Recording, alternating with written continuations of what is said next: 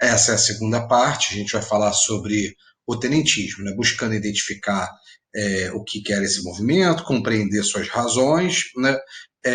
Averiguar, né, os movimentos que, que constituíram, né, esse fenômeno e também compreender as consequências dele, tá certo? Muita coisa hoje, vamos que vamos, se prepara, pega o caderno, pega a caneta, que esse movimento é bem importante, bem relevante. Olha só, o que vai.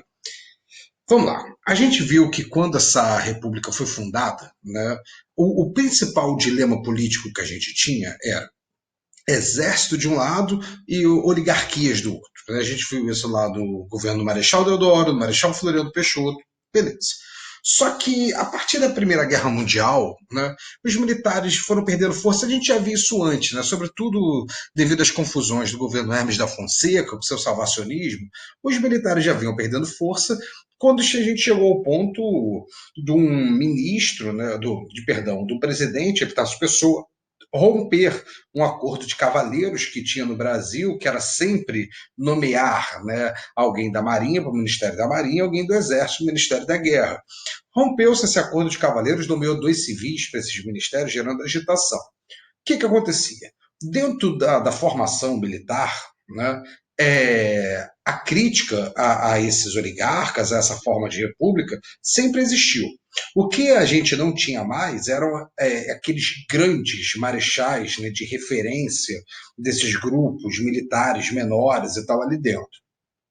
Tínhamos ainda alguns, né? Um deles era o próprio Marechal Hermes da Fonseca, porque quando foi presidente tentou fazer a tal da política das salvações, tentou enfrentar o coronelismo, o voto de cabresto, o que era alguma coisa muito admirada dentro da caserna, né? Dentro dos meios militares. Então essa formação, né, militar continuou, e esses militares eles eram críticos. Eles tinham quais críticas?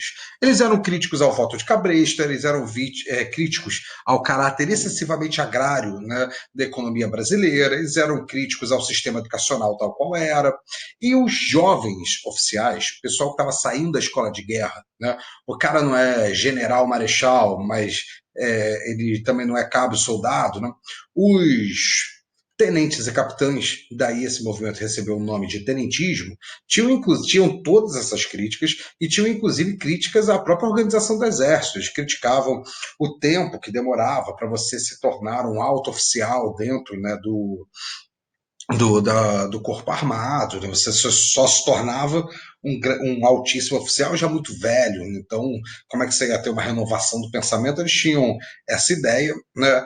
E estavam se formando ali. Mas até então, né? Era conversa de quartel, né? Conversa de corredor e tal, clube militar, que é um clube que a princípio é um clube civil, o clube militar é o clube onde os militares vão lá para ter seus bares, suas recreações. Então tem o Piraquê, né, famoso, no Rio, né, a sede do militar era no Rio de Janeiro. E claro que dentro desse clube militar se conversava de tudo, né, inclusive com membros da reserva. Então, muito bem.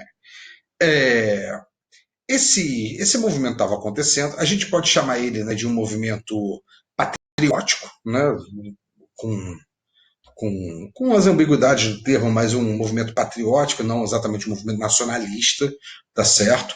E isso estava razoavelmente adormecido.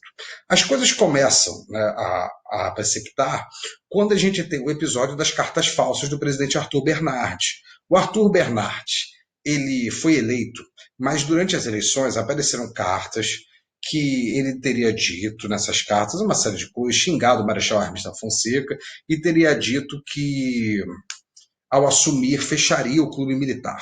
Né? Ele morreu dizendo que nunca escreveu essas cartas, que elas eram falsas, tudo leva a crer que eram mesmo, mas essas cartas foram divulgadas e já gerou um certo mal-estar com os militares. A gente já tinha tido antes, né, um mal-estar com alguns estados, né, aquilo que a gente vai chamar, né, dê uma olhada na apostila nisso, das oligarquias dissidentes, Rio de Janeiro, Rio Grande do Sul, Rio Grande do Norte, e tal, com essa política, né, centralizada de São Paulo, autocentralizada, né, de São Paulo e Minas Gerais, já tinham um grupo insatisfeito, que eram as oligarquias dissidentes, isso vai ser importante mais para frente, guarda isso daí. As coisas se precipitam quando O Marechal Hermes da Fonseca, depois de tecer uma série de comentários e críticas ao presidente Arthur Bernardes, ele é preso, ele era o presidente do clube militar, veja só, ele é preso, e aí quando prenderam, né, um herói dessas camadas intermediárias aí do exército, a gente começa a ter muita agitação em quartel.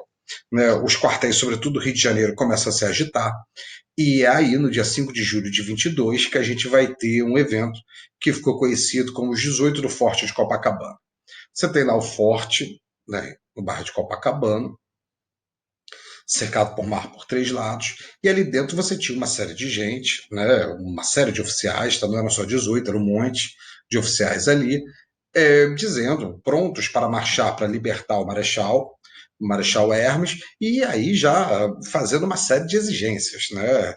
Exigências o suficiente para elas serem implementadas, teria que ser feita uma Assembleia Nacional Constituinte, porque revisão do sistema de voto, revisão da educação pública, uma série de mudanças. Uma coisa importante, muito importante, aliás, anote, sobre esse movimento tenentista, é que eles tinham muita clareza sobre aquilo que eles não queriam. Eles sabiam que eles não queriam voto de cabresto, coronelismo, pacto oligárquico. Isso eles sabiam que eles não queriam. Mas você quer substituir isso pelo quê? Né? Anarquismo, pô, tá maluco, militar, tal. Comunismo, socialismo, não viaja, tal. Ah, então liberalismo também não. O que vocês querem? Ah, a gente quer acabar com isso daí e moralizar, né? Então, quando eles têm uma pauta política muito crítica, né, mas muito pouco propositiva, né, esse movimento ele é conhecido por ter por uma falta de um delinear ideológico, tanto é se a gente for pegar esses nomes que fizeram o movimento tenentista e for ver lá na frente, né, vai estar cada um em um canto. Né? Vai ter Luiz Carlos Prestes no Partido Comunista, mas vai ter o Eduardo Gomes já brigadeiro, né, que é anticomunista até a medula, na UDN. Você vai ter esse pessoal indo para tudo quanto é canto no futuro. Mas aqui eles ainda estavam, né, juntos na crítica à República Oligárquica. E aí essa agitação dos quartéis, bombardeio no Forte Copacabana. Muitos militares que estavam ali dentro desistiram, até porque você não tinha altos comandantes, mas 18 marcharam. Né? Marcharam pelas ruas, tem fotos, né, deles marchando em Copacabana, olha, deles marchando, aqui alguns, né? Há uma dúvida se eram só 18 mesmo, e teve uma, como diria o Boris Fausto, né, uma adesão civil ocasional, um cidadão que tava na praia, viu o movimento, achou bacana, juntou. O que eu acho mais legal nessa foto é que o cara não juntou só, né, ele não só se anexou ao movimento, como ele foi liderando, o cara foi na frente, olha lá. Repara que é o único que não está de farda. Aqui. Repara que é o único amiguinho aqui que não está de farda, nosso amigo, né? Adesão civil ocasional, segundo o Boris Fausto. Né? Saíram marchando, foi uma repressão terrível, tá? Muitos mortos, e dois participantes que vão ser figuras importantes sobreviveram aqui. Tá? O Siqueira Campos e o Eduardo Gomes, são dois nomes que lá na frente vão ser relevantes, vale a pena fazer a citação. Esse movimento foi abafado, né? Foi visto como uma certa vitória das oligarquias, até porque foi reprimido, né? Os altos oficiais ficaram assustados com essa rebelião. No entanto, ele meio que prosseguiu. Né? 2 anos depois, em São Paulo, a gente vai ter o famoso levante do Forte de São Paulo. Foram exatos, desse aqui, vai lá, foram exatos 2 anos depois, está no dia 5 de julho de 24, a gente vai ter um levante dos Fortes de São Paulo contra, né, a política oligárquica, basicamente com a mesma agenda, tá acrescentando uma outra coisa pouco relevante, mas basicamente com a mesma agenda do levante do Rio de Janeiro, né, 18 Forte de Copacabana, e a gente teve aqui uma situação de caos, a gente teve bombardeio do Palácio do Governo de São Paulo acontecendo, bombardeio dos quartéis. Quem acordou em São Paulo nesse dia jurava, né, que estourou uma guerra de novo, não estávamos sabendo, o Brasil está sendo invadido e tal. Situação de guerra violenta. Esse levante foi abafado, mas cacifou algumas lideranças, né, sobretudo Miguel Costa. O que vai acontecer? A gente vai ter alguns deles, inclusive, fugindo e começando a redesenhar a estratégia, pensando, olha, se a gente quer enfrentar o coronelismo, se a gente quer enfrentar o voto de cabresto, se a gente quer enfrentar essa república oligárquica, não vai bastar, né, ou talvez não seja muito recomendável, dar quartelada no Rio de Janeiro e em São Paulo. Talvez a gente tenha que rodar os interiores do Brasil, indo lá nos povoados, conversando com a população, juntando essa população para romper com seus coronéis, para enfrentá-los. E a ideia era fazer uma marcha pelo Brasil, por esses interiores do Brasil, esse Brasil profundo, né? Passar por essa marcha, arregimentando gente para tentar fazer uma tomada do poder, né, no Rio de Janeiro. Né? Isso era uma das coisas, porque eles queriam derrubar o presidente no Forte de São Paulo, mas se você ganha em São Paulo, ainda tem a marcha até o Rio. Então a ideia era chegar, né, as Forças Armadas unidas com o povo, tomar o poder no Rio de Janeiro, sem ter muita clareza de como isso ia ser feito. A ideia é que iam ser algumas colunas militares, tá? Alguns tropas, né? Algum avanço, o nome é coluna mesmo, algumas colunas militares fariam esse movimento para se juntar e ir para o Rio de Janeiro. Sairia uma coluna comandada pelo Miguel Costa, teríamos uma coluna comandada pelo Miguel Campos, né, pelo centro-oeste do Brasil, e uma coluna comandada pelo Luiz Carlos Prestes, que iria se juntar com a do Miguel Costa. A coluna Miguel Costa ficar para trás, a do Sequeira Campos ficar restrita. A coluna que vai seguir mesmo é essa coluna do Prestes, tá? Daí o nome desse movimento, né, no seu livro, tá? Aparecer a coluna Prestes. Se você for pesquisar em outras fontes, aí você vai ver que essa coluna, ela antes era conhecida como coluna Miguel Costa Prestes, para depois ser conhecida como coluna Prestes. Esse Luiz Carlos Prestes, a ideia era a seguinte, né? Temos aqui um mapa mais detalhado, aqui um menos, vamos nesse. A ideia era sair do Rio Grande do Sul, ir marchando até o Rio Grande do Norte, para depois descer em direção ao Rio de Janeiro. Um megalomaníaco, né? Uma jornada, uma senhora jornada. Né? E eles saem. Né? Você tem aqui os triangulinhos amarelos, as batalhas mais importantes. Eles saem, vão enfrentando os coronéis e vão tendo resistência armada. Né? Vão enfrentando as forças públicas, que era a polícia da época, os governos de Estado, enfrentando militares, só que eram oficiais do exército treinados por combate e o Luiz Carlos Prestes foi demonstrando uma habilidade militar invejável. Né?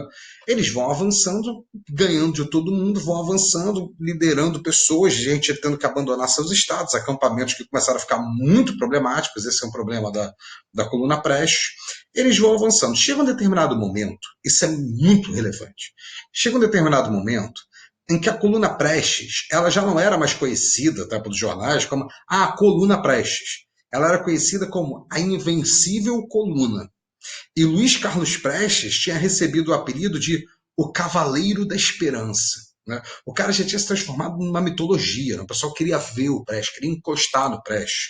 Tinha gente pensando em contratar Lampião para enfrentar o Luiz Carlos Prestes. Ia ser um duelo de titãs. Né? No Brasil, acho que o tempo ia parar, né? Ia abrir um portal, então, alguma coisa ia acontecer, porque ia ser um encontro digno de um bom cinema. Né? Luiz Carlos Prestes era o Cavaleiro da Esperança. Ele virou uma figura enorme. E aqui a gente tem uma coisa bem relevante. O movimento tenentista tecia críticas à República Oligárquica que um setor da classe média também tecia. Só que o movimento tenentista, ao contrário do que a gente viu no modernismo lá na nossa última aula, o movimento tenentista ele não era um movimento de vanguardas intelectuais. Então, tipo assim, um cidadão, um funcionário burro, comum lá e tal, o cara não está lendo Freud e tal, o cara, na época, moderníssimo, né? O cara tá lá vivendo a vida dele, ele acha isso tudo a pouca vergonha e tal, mas não. Porque veja o liberalismo representativo. Tal. Não tinha nem tão pouco essa ideia de antropofagia, o novo Brasil. Não tava, eles não iam embarcar, né, em excentricidades ideológicas e tal, que a vanguarda intelectual, né, de classe média era mais propensa, mas estavam vendo nesses militares uma certa personificação dos seus valores e uma personificação da crítica que eles faziam à República Velha. Então, o Luiz Carlos Prestes começa a virar uma referência para os pobres, porque era o Cavaleiro da Esperança, né, para uma população desesperançada, e além do mais também vai virar, né, vai consolidar o movimento tenentista como uma referência desse movimento de classe média urbana não intelectualizada fora da área da esfera de influência dessa vanguarda, né? Então o movimento durante essa coluna pré, esse movimento se fortalece, eles chegam até o Rio Grande do Norte, avançam, né? Descem, vão até Montes Claros. Só que aqui o acampamento já era impossível. Aqui a falta de estrutura, a falta de preparo e também olhar para a aventura de tomar o poder no Rio de Janeiro e desanimar um tanto quanto, né, com essa aventura, eles começam a fazer o caminho de volta. Vão fazendo o caminho de volta, até que muitos vão fugir para a Bolívia, tá? Vão ser exilados, né? Claro, né? Imagina, um movimento armado, então vão ser exilados, aguardando o momento para poder voltar ao Brasil. Esse movimento foi a Coluna Prestes, tá? Sem dúvida foi o maior desses movimentos tenentistas. Então, tivemos a Coluna de Manaus também, mas isso não, para nós aqui não entra. E uma observação que eu gostaria de fazer antes de te libertar para fazer os exercícios da apostila. Xambim, criaturinhas de meu Deus. Vou botar até aqui para falar olhando para sua cara. Você está me vendo bem na sua frente agora. Criaturinhas de meu Deus. Se você, quando ouve o nome Luiz Carlos Prestes, pensa em Partido Comunista do Brasil, Movimento Comunista, Foice Martelo, Bandeira Vermelha, então, você pensa certo, mas está pensando na hora errada. Tá certo? De fato, boa parte da carreira do Luiz Carlos Prestes foi como, né, nas fileiras do Partido Comunista do Brasil, isso todo mundo sabe, beleza. Só que aqui ainda não, tá? Aqui o Prestes, ele não era comunista, tá? Inclusive vai ser aqui, olha, o Prestes vai fugir do Brasil, vai estar exilado, e lá no exílio ele começa, né, Karl Marx, Friedrich Engels, Lenin, essa literatura maldita, né, toda ironia, vai lendo isso e vai se convencendo, falando, pô, o cara tentou fazer um movimento armado e leu sobre Lenin, começou a ter ideia, né? O cara vai se convencendo, né, do marxismo, tal, da luta comunista, e aí em 1930 ele publica um manifesto falando, olha, sou comunista, quero me filiar ao Partido Comunista, filiação que foi negada. Filiação que foi negada. Ele só consegue se filiar mesmo em 34. A Coluna Prestes acaba antes disso. Então você não vai marcar em nenhuma opção, né, na sua vida que a Coluna Prestes foi um movimento comunista. Beleza? Ela não foi, Luiz Carlos Prestes não era comunista, não tinha essa pegada. Você não vai ver o movimento comunista saindo de dentro de quartel assim, tá?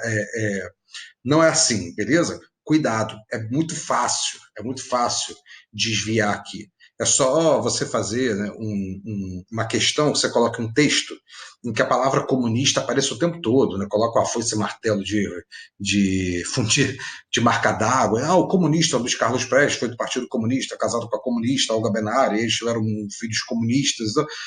Aí comunista, comunista. Aí lá embaixo vem. A trajetória de Luiz Carlos Prestes começou na Coluna Prestes, que foi um movimento comunista, vírgula, de mobilização de camponeses contra o domínio oligárquico. Não marca, tá errado. Beleza? Movimento tenentista. Tranquilão? Xambim. Boa quarentena para você, bons estudos, fica ligado nas atividades, fica ligado nos materiais extras que a gente coloca aí para você. Tá certo? Um abraço e até a próxima.